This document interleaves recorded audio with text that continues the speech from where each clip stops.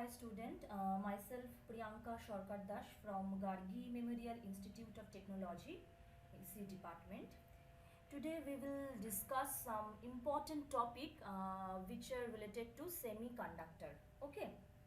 Today's lecture is about Einstein relationship, then carrier concentration in N-type and P-type semiconductor, and some tricky topic in about drift and diffusion. Okay. Now first I will start with Einstein relationship. Okay. So what exactly the Einstein relationship is? Basically all of you know that Einstein is a scientist. Okay. So he has discovered some law. So according to the his law that is known as Einstein relationship, there is a direct relationship between diffusion constant d and mobility mu. Okay, I think already all of you know that what is diffusion constant and what is mobility. In your drift and diffusion lecture already I have shown you some derivation related to drift and diffusion, where you see that mobility is directly related to the drift for calculating drift velocity, and diffusion constant d has a direct relation in a diffusion current. Okay, now if we punch these two constant, that means mu that is known as mobility, and capital D that is diffusion constant. Now what exactly is? So according to Einstein relationship, it is known as capital D by mu. Again it can be written as dn by mu n. What is dn and mu n? What is? You know that for N type, that is the all the coefficients are noted as with suffix n, and for P type all the coefficients are noted as with suffix p. So d by mu is equal to dn by mu n is equal to, you can say that dp by mu p is equal to what? Is equal to Vt. Now what is Vt? Here Vt stands for voltage. That means this is a one kind of volt equivalent of temperature. So here Vt is volt equivalent of temperature, and normally this Vt is written as kBt divided by Q. Okay. Now what is kBt by Q? So you all know that kB means Boltzmann constant, and capital T is temperature in degree Kelvin, and Q is just charge of the carrier. Okay, so from this again one conclusion is done, that is from this relationship, that is Einstein relationship, we can say diffusion is random in nature, and whereas drift is regular in nature. Okay, now see d by mu. Okay, d by mu, that means here mu is a regular motion, and this d diffusion constant, this diffusion constant is random. Again you can check the equation of diffusion constant. There is also a equation for diffusion constant, and also a equation for this mu. Okay, that is mobility. These all are given in your drift and diffusion notes. So students, I request all of you that if it is still now, if any of you don't go through the my previous lecture that is related to drift and diffusion, please go through this lecture. After that you will do this. Okay, otherwise you cannot relate what is d, what is mu, and from where this dn and mu n comes. Okay, so my suggestion is please go through my previous lecture. After this, go through this. Okay, now so which type of question may come from this? So you are asked that what do you mean by Einstein relationship, or what is the statement of Einstein relationship, or what is the significance of Einstein relationship? So this kind of question may appear in your exam.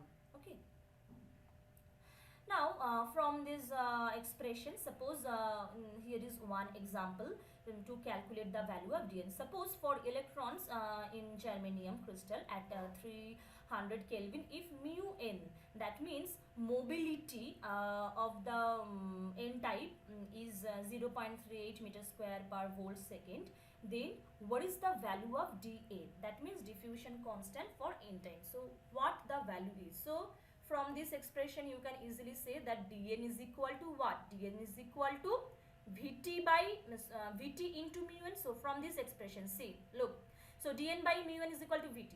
So you can say dn is equal to V2 into mu n. Again you know Vt is equal to what? kBt divided by q. So you can say dn is equal to kBtq into mu n. So this kBt into mu n divided by q. Now put the value of kb. We all know that the value of a Boltzmann constant, Boltzmann is constant. That means it is 1.38 into 10 to the power minus 23. And the temperature is already given to you, that is 300 Kelvin. So put down it. And then charge of a carrier is 1.6 into 10 to the power minus 19 Coulomb. So one thing guys, you have to remember these constant values, otherwise you cannot solve this type of numerical.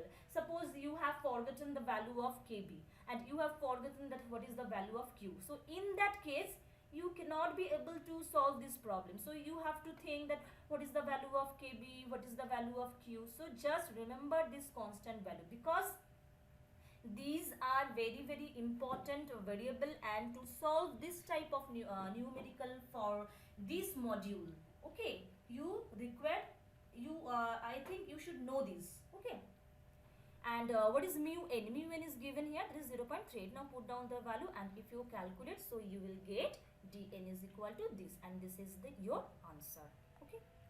Next, come to the next topic, that is total current in semiconductor. Already I have discussed with you about drift velocity, diffusion current, and we have seen that for current density for n type and current density J for p type. Now here total current, that means what? Suppose in case of semiconductor, both potential gradient as well as the concentration gradient both are present, then what is the total current density in case of semiconductor, if it is n type and if it is p type, okay.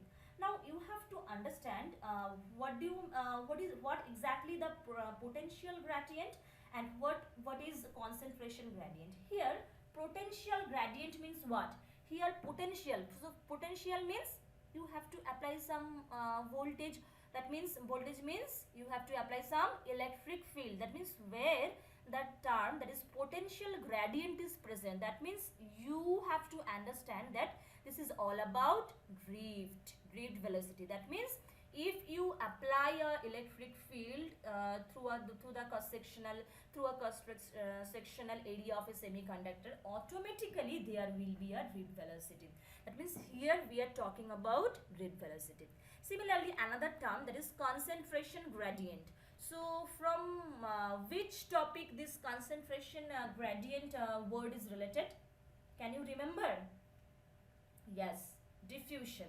Already in diffusion we have seen that if there is uniformity, there is non-uniformity in concentration in case of semiconductor, then always there is a diffusion process.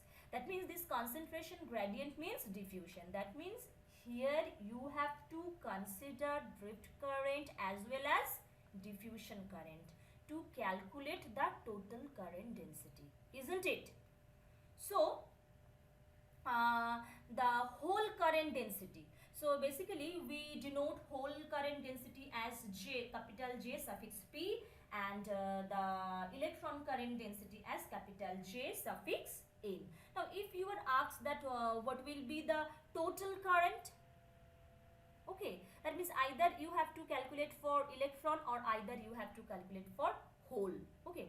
Now if you are asked that what will be the total current for electron as well as for hole, then you have to sum up this value. Normally you are asked that what is the total current density when drift and diffusion both phenomena are present. Similarly, you have to calculate the current density in case of n type when both drift and diffusion is present, okay.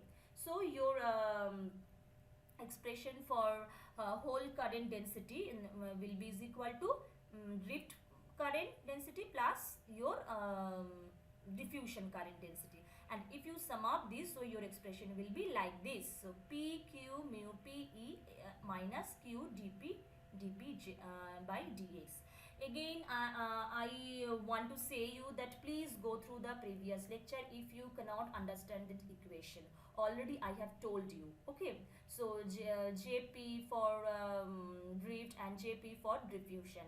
So what is P? Again I am saying that is here P means the concentration, Q is the charge, and mu P is the mobility for P type is the electric field. Again Q is the charge, dP is the diffusion constant for P type, and dP by dx is the concentration gradient. Similarly for electron current density, this Jn is equal to this. Okay. Now again one question, why it is negative and why it is positive? Already I have told you. Can you remember? Because we all know the charge of electron is what? The charge of electron is negative. Okay. Now this expression is this. So for electron already this is negative. Okay, now the expression is your drift minus diffusion. Okay, so drift minus diffusion, that means already diffusion for current has negative sign, so minus minus, this will be plus, and here it is drift minus diffusion. So this Q charge for P type is positive, so plus minus minus. Okay.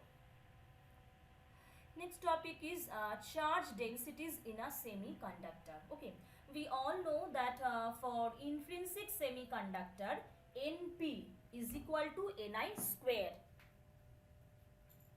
isn't it? Np, what is N, what is P? N is the electron concentration and P is the hole concentration and Ni is the intrinsic carrier concentration. This is true for thermal equilibrium condition.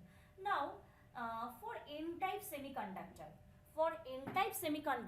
we know that electrons are the majority carrier. That means for n-type semiconductor only we have electron, no holes are present. No, this is wrong.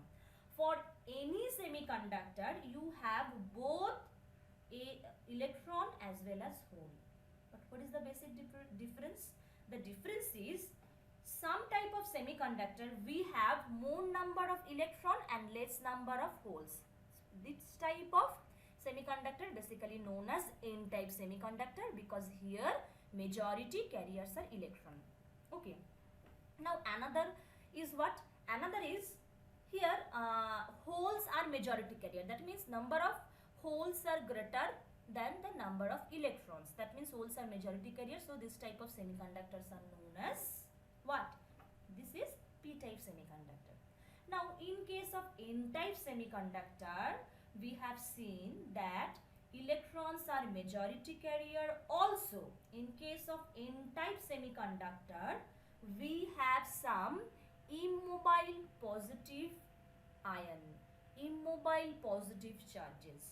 So in case of n-type semiconductor, again I am saying, if you go through the previous lecture of semiconductor where I have discussed about n-type and p-type semiconductor, there you can see that in case of n-type semiconductor, you as a majority carrier you have more number of electrons. Also you have some donor ions, donor positive ions. Now the question is, why donor ions are positive?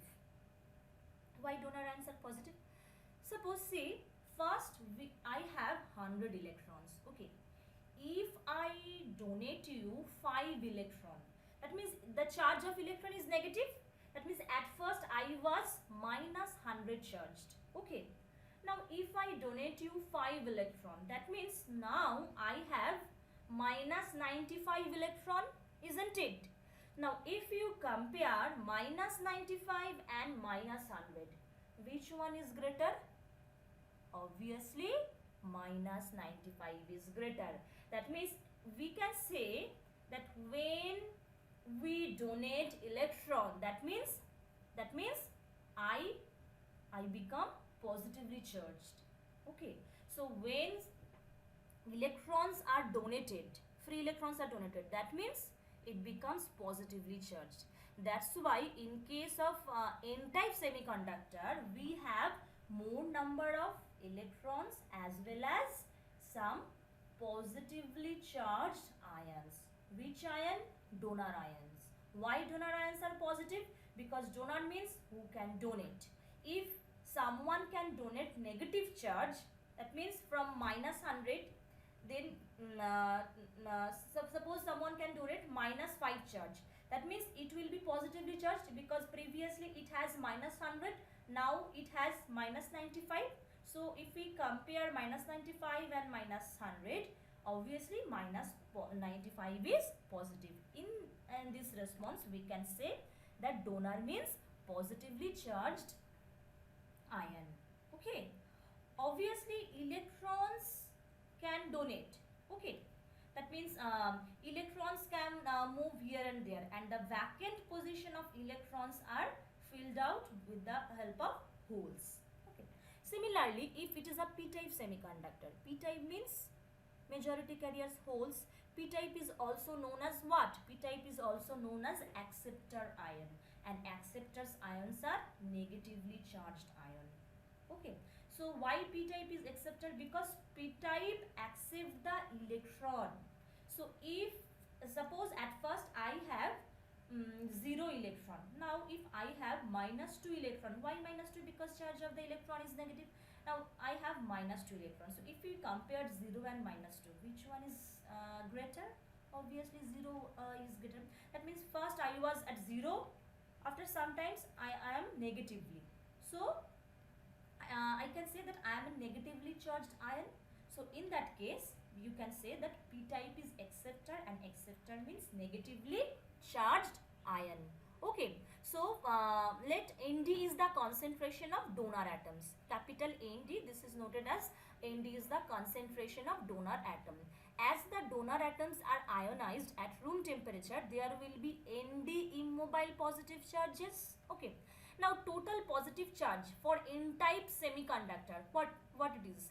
For n-type semiconductor, for n-type semiconductor, negative charge means small n, and positive charge means what? Positive charge means P. Okay, so if I have Nd is the concentration of donor atoms, then total positive charge for n-type semiconductor will be what? Nd plus P. Similarly, for p-type it will be what? For p-type negative charge will be Na plus N, isn't it? Okay. So as because the semiconductor is electrically neutral, the magnitude of positive density obviously will be equal to the magnitude of negative density. So Nd plus P will be is equal to what? Nd plus P will be is equal to Na plus N. Again I am repeating that for n-type semiconductor, listen carefully, for n-type semiconductor, N is majority carrier and N is negative, and P is minority carrier, P is positive. N-type semiconductor means donor. Okay, that means it can donate. So as because it donates the electron, so it becomes positively charged ion. So in case of n-type, total positive charge is what? Nd plus P. Similarly, p-type semiconductor, for p-type semiconductor, it has P as a majority carrier and N as a minority carrier. Okay, now also p-type semiconductor is known as acceptor. Okay, acceptor means who can accept negatively charged ion. That means for p-type semiconductor, negatively charged ion will be minority carrier, that is N, and immobile negative charge, that is Na. And for semiconductor, it is true that this magnitude of positive charge will be is equal to magnitude of negative charge. That means Nd plus P is equal to Na plus N. Next, concentration of n-type or p-type semiconductor. What will be the concentration for n-type and p-type semiconductor? For n-type semiconductor, the acceptor. Okay, so n-type semiconductor means donor or acceptor. Again, n-type semiconductor means donor. That means it's not an acceptor. So obviously Na is equal to 0 for n-type semiconductor. That means you can say that for n-type semiconductor, the concentration of the electrons, free electrons, is approximately equal to the density of the donor atoms. Okay, that means Nn is equivalent to Nd. Now for n-type semiconductor, Pn is the concentration of holes. Again from equation 1, Nn, equation 1 means which equation?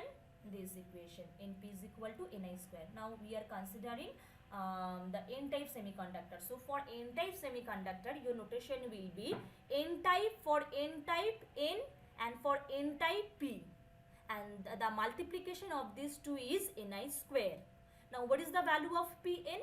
So your Pn will be is equal to Ni square by Nn. Again from equation 3 we have seen that Nn is equal to the donor concentration Nd. So you can say for n-type semiconductor whole concentration Pn is equal to Ni square by Nd, and this expression is important to solve the numerical problem. Okay, so just remember this. Similarly for p-type semiconductor, so in the expression is for for p-type semiconductor, p-type means acceptor, that means Nd is equal to 0. So the concentration of holes is equivalent to the acceptor ions. Okay, so for p-type semiconductor, number of electron concentration, that is Np, and for p-type semiconductor the hole concentration. Okay, so and if you multiply these two variable, it becomes Ni square. So for p-type number of N concentration, and for p-type number of P concentration, if you multiply these two, again you get Ni square. So from this you can say Np. What is Np? Np is the for p-type electron concentration is equal to Ni square by Pp. Again Pp is equal to Na. So you can say for p-type semiconductor, concentration of electron is equal to Ni square by Na. Here basically we are doing the we are want to calculate the minority carrier concentration. Okay, not the majority carrier concentration. Look, for n-type, which one is the minority carrier? Hole. So here we are calculating the minority carrier concentration for n-type semiconductor, and the minority carrier concentration, that is electron, for p-type semiconductor. Okay, and this equation is also very important to solve the numerical problem. Okay, so okay student, so go through this and you practice this all derivation, otherwise you forget everything. Okay, so practice this derivation because these equations are very important for your exam and also to solve any numerical problem. Okay.